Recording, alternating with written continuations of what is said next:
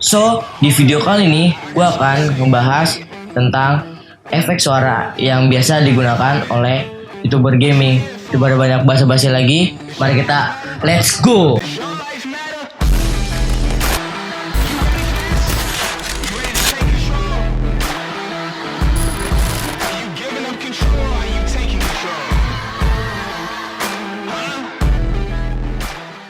Ya, biasanya efek ini digunakan YouTuber gaming. Contohnya tuh Milihia.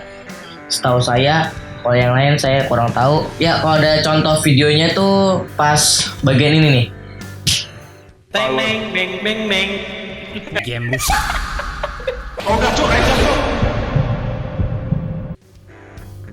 Oke, kita langsung masuk ke Adobe Premiere Pro-nya saja. Ya, sekarang gue udah masuk ke Adobe Premiere. Di sini gue menggunakan versi yang 2018. Kita masukkan filenya, kita drag. Atau kalian bisa klik ini 2 kali ke file import. Kita langsung masukkan ke timeline saja.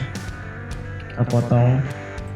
Di sini gue menggunakan satu efek doang ya, yang namanya itu Studio Reverb.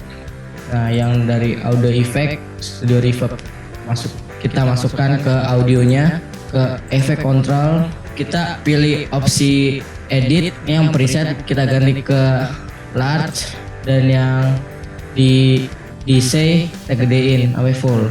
Nah, contohnya cek 1 2 3. Ini adalah sesudah dikasih efek reverb.